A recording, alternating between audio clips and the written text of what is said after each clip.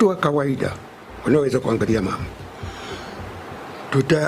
tutaijaji kwa kuona idadi ya watu waliokufa, maana ni kubwa. Na ukiona kwa miaka kama miwili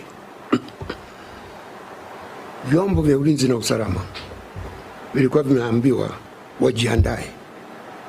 wajiandae kuja kusimamia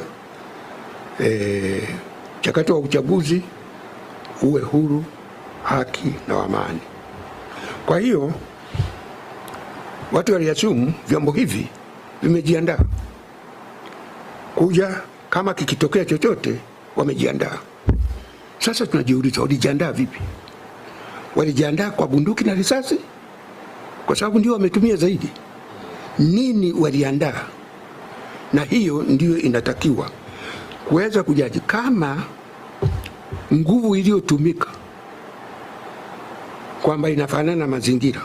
Hapa unashughulika na vijana ambao hawana silaha za kisasa, wewe una bunduki na risasi unaua.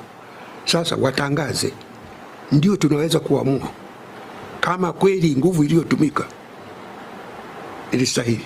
Mimi nadhani hali ni tofauti, maana unaona waliouawa, ukiangalia vita ya Kagera, vijana wetu waliouawa na adui,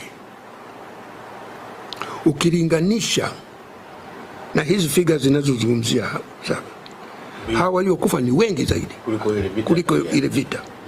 Sasa ile tuliuawa na adui, hapa tunajiua sisi wenyewe. Hivi hawa polisi hakuna hata mmoja ndugu yake ameuawa?